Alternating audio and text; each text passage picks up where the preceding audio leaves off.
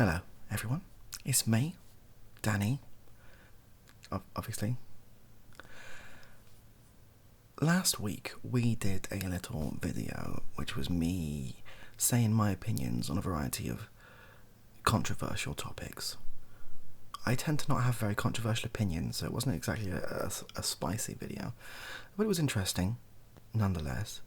And we thought we'd do it again with some more topics, because I can ramble on for absolutely bloody ages, shamelessly, so I may as well, given the opportunity. I've got a couple more topics here.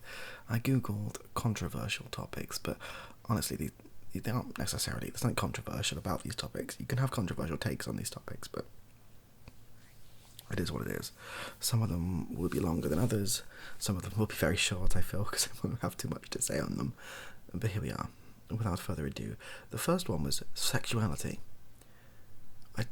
Not necessarily just kind of do what you want, man. That's my take. It's just, hey, does that make you happy? I'll do that. Is it hurting anyone? Then carry on. It baffles me that there are other takes on sexuality than just, are you two both consenting adults? Then do what you want. I don't know what other takes you can really have on that. I suppose there's a wider discussion to be had about, I suppose, the role with kink in society, but that's not what this says. This just says sexuality. So, yeah, just kind of do what you want, do who you want, and don't hurt anyone. I wish I had more to say on that, but I really don't. I think it is as simple as that. We're going to skip the next one to the end, because I don't want this to get immediately demonetized in the first 5 minutes by mentioning some words. So this next one is the environment. Part of me doesn't have too much to say on this topic, because I'm not clever. By that I mean, I've not read anything about the environment. I've not taken the time to be informed about the environment. So all the things I know about the environment are hot takes from the news or reactionary sources that might be wrong. So I don't want to start waxing lyrical about my steadfast opinions. That being said, I mean, it seems that climate change is an undeniable fact at this point, from what I have gathered. It seems that everything is pointing in that direction. It seems weird that we're not doing anything about it. But also, it's the futility of household recycling versus corporate recycling. And again, I could be wrong on this. I could just be speaking out of my behind. But my take is, if a factory in the USA or China or Britain is producing more waste, more damaging waste to the environment in a day than I will ever do in my entire lifetime if I never recycled and threw all my crap in a landfill, then doesn't it seems quite futile. But I'm not saying that as a don't. You still should look after money. You should do what you can, because every little helps, but to put it in that sort of scale, and I'm not sure if that scale is accurate, I could be way off with that, it seems quite futile. And it seems like, well, the action should really be on the corporations and the government to enforce climate action. And hey, it might make things a bit more inconvenient for a little while. There might be less export, less import, but that seems like a small price to pay for having the planet habitable. I don't know. I really don't know. But my general take is we probably should be doing more. And I find it weird how everyone's always really annoyed by climate activists blocking the road. They're saying, well, I don't mind them doing their thing. Why they gotta get in my way? That's the whole point of a strike, isn't it, you noggin? Like, of course that you wouldn't listen to them. You wouldn't even be on your radar if they weren't stood in front of your car whilst you're trying to get to work. That's why they're doing it. That's why with a lot of the stuff that's making me laugh a lot at the minute is like people being like annoyed at the strikes, being like, well, I'm going on a massive tangent now, but screw it. the people who are like annoyed at the industrial action that's happening at the time I record this in the UK. All of the rail operators are on strike, and the news got an oncologist in to say, well, because of this rail strike, people attending these cancer appointments, they very well might die. It's like, that's very sad. That's got nothing to do with the rail strikes, mate. That's got absolutely nothing to do. Like, yeah, they might die. It's not the rail worker's job is not to. That's an issue with the oncology department. That's got nothing to do with the rail strikes. That's the form they use to get there is that. But that's just a really silly argument, because, well, then it's the job of the healthcare services or the government to arrange alternate transport and go through that and ensure that those things don't happen. When if critical private infrastructure can go on strike, which it can, you don't just get someone on the news to wax lyrical about, that's the second time I've used that, about the effects the strike will have. Yes, the point of a strike, and it's very sad that it's having those negative effects, but that just proves the value of it and why you should be treating those people better. That was such a huge tangent, and that's actually probably a controversial opinion. But here we are. Did I ever finish my point about the environment? Corporations should do more, government should do more. Basically. The police. See, this is an odd one. I suppose we're verging on actually controversial. I suppose the opinions on the police culture, police ethics, all that sort of stuff is a very hot issue currently, and has been for a very long time, for very good reason. Where do I stand on it? I think that the people that don't like police have a point. I think the police also have a very difficult job.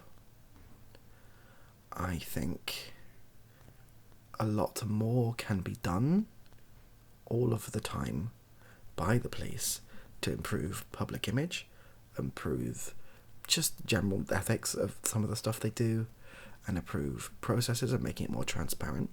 But I also understand that the police, by nature of what they do, cannot be super transparent because of the way the justice system works and the legal system works. And it's one of those weird knock-on effects where changing the police system isn't just changing the police system, it's changing the entire judiciary system, the court system, how all that works. And then it'd be also changing parts of branches of government. It's not as easy as just changing the police. But work should begin, and work should do, and stuff should happen, because I don't think they've got it right yet. Do police have a very difficult job? Yes. Well, I suppose it's weird. There's two different arguments currently. I'm kind of talking about the UK police specifically here. I know that I don't feel qualified to talk about this sort of stuff. I don't know what's going on in the US. Well, I do, and it's awful, but I don't know enough about how their thing works. I know in the UK they could be doing more. There is still systemic stuff going all throughout the police. Does this mean individual police officers are awful people? No. I know a couple of them. They're nice. They joined it because they want to help people. They do help people. Are they put in difficult positions? Yes. But could the police, or could everyone be doing better across the whole board when it comes to systemic issues? Yeah.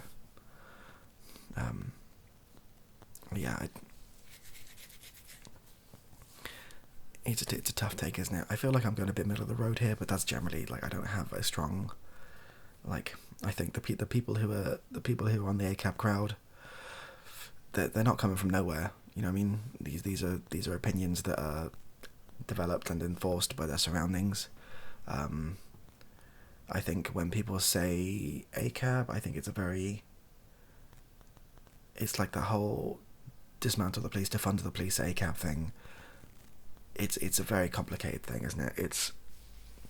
It's far too complicated to say, if you are a member of law enforcement, you are in tow tacitly sort of complying with and working alongside like things that have been systemically set up, that are biased in some ways and unfair and prejudiced in some ways, and by being part of this machine, part of this system, you are agreeing to it and enforcing something that you didn't have to. You've kind of chosen to enforce it, and by that definition, you might be a bastard. But you're not. It doesn't. That's the whole, like. So saying ACAB is a lot easier than saying that. And the whole dismantle the police thing as well, defund the police, whatever thing is. There's a lot that goes into it, but it's a lot easier. Yeah. As I say, I kind of steer away from using political rhetoric like ACAB and stuff like that, because I don't think, for me me personally cannot. I don't know what I guess what I'm trying to say is I'm uninformed, really, because it seems like a strong statement that I know that if someone questioned me about it, I'd have just say the speech I just said. I don't think that would hold up, so I just kind of veer away from. I'm not pro police necessarily. I'm not anti police. But that being said, also before I took a career path I'm doing now, I was gearing up to join the police. So it's I'm a confused little boy, I think is the is the take on that one. Death penalty is the next one. Now this one, I think, it's a hot button issue in the UK at the minute, because they're talking about rescinding the European Court of Human Rights and the Bill of Human Rights, all that, which would allow the UK, if it wanted to bring back the death penalty. I don't think we should do that. I think that would be very silly. I think the death penalty is unnecessary in all cases. It's one of those things where, the death penalty isn't really realistically for the person who committed the crime, because regardless, they're not going to be in danger. It's not like they're roaming free before someone turns over the house and shoots them in the head. They're in death row for prison points, so it's not like they're getting rid of a problem, and it's not necessarily cheaper, because you still got to keep them on death row then kill them. It's for the victim's family. That's why the death penalty, I think, is probably primarily exists. It's for that sort of. It's the ultimate punishment. It's to give them closure. It's to give them more sort of faith in the system that things will be done. It's a deterrent. Well, that's the main thing. It is a deterrent, but I don't think it works as a deterrent, because if you look at countries that have the death penalty and the countries that don't have the death penalty, it's not like there's massively different numbers. But the main thing for me as to why I don't think is ever a good idea is that the system is not infallible.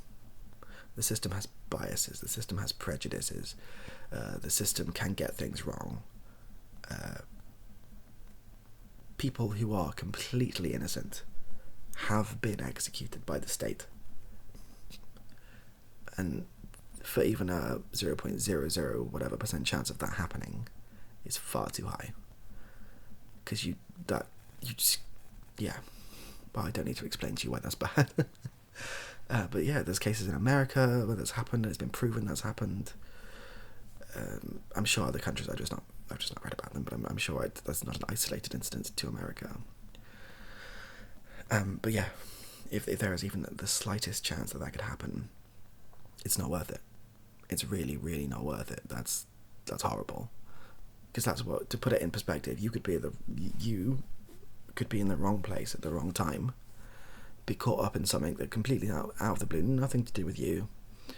Say a friend of yours that you knew years ago happened to rob a shop that you were in, and whatever, something went down, blah blah blah, someone named you as a co-conspirator, you were like, honestly, I was just getting milk, but whatever, due to the system, if there's some failures in disclosure, stuff like that, and then, or maybe some misreporting, maybe a witness saw something, maybe a witness thought they saw something but they didn't, all that would take is just a couple of steps for you to get executed by the state.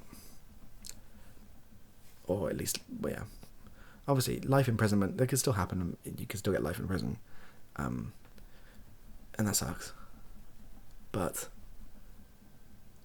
at least you're alive. You know what I mean? I don't know. I think, because of the fallible nature of people, we should not start deciding who to kill That should be apparently reserved for war, but that's a different thing entirely. Yeah. Those are my hot takes on those things. Some people were very kind in my last video and left very generous comments about their thoughts on stuff, where they thought I was wrong, where they agreed with me, and I would love to hear more of that if you have it going. But yeah, oh, there was the last one that I skipped over. God, so this one is simply titled "How to Solve People Who." I'm not going to say the word because I won't get demonetized. How to solve people who seek intimate relations with little people.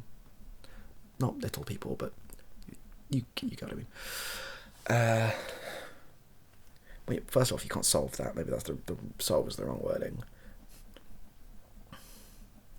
Yeah, it's difficult. There are some people, I think it's a very emotive response, because obviously as a society we're very geared to protect children, because they are vulnerable and they need protecting, and I completely agree.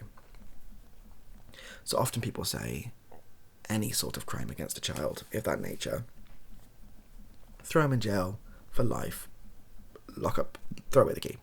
It's usually, you see that from mums on Facebook, don't you? And in comment sections where a news article of someone's been caught with indecent images or whatever, and people are always like, well, kill him or throw away the key. And I think that we have a tendency to have very emotive responses to all of that, because it's a very emotive thing. I think a majority of people can't, myself included, can't really understand why anyone would ever do anything like that. And because of it, it's quite easy to dehumanize the person doing it and think, well, what's the problem? Scare him. But I don't think that's the answer, realistically. I think more work needs to be done on the mental health aspect of that, destigmatization of talking about that, because it's one of the few taboos to this day still where if you mention it to anyone, be it a professional, friend, you're screwed, really. There's Facebook vigilantes going on. Even if you haven't done anything, you're just like, oh, got some weird urges or whatever, you'll be deemed as a threat from most of society, even if you weren't going to do anything. So I think there needs to be way more mental health resources, therapy, psychologists, that sort of thing, immediately available to these sorts of people. But that being said, then we're talking about and then a lot of people who actually go out and hurt children and assault children aren't people who are inclined to do so. They are just people who want to cause pain to others. So that wouldn't be complex, isn't it? Complex. Yeah, I don't have the answers. Wouldn't that be lovely if I had the answer? Wouldn't it be lovely if you finished watching this and go, oh, that's how we fix it, yeah, and just phone the government, problem solved. But I don't have the answers. No one has the answers. It's difficult, it's tricky. There's a lot of moving parts, unfortunately. Do I think that we should always be doing everything we can to protect children and vulnerable people? Yes. Do I think maintaining the stigmatization of some people who cannot help their urges? No, that's not the right wording. Who cannot help how they feel is gonna, no, because that'll just drive things deeper underground and more rife for abuse and stuff like that. I don't know. Not a bloody clue. What a cheery topic to end on. Thank you so much for watching. I was going to say something then. I started that by saying and then my brain didn't give me anything else to say. So we'll just end on that. I'm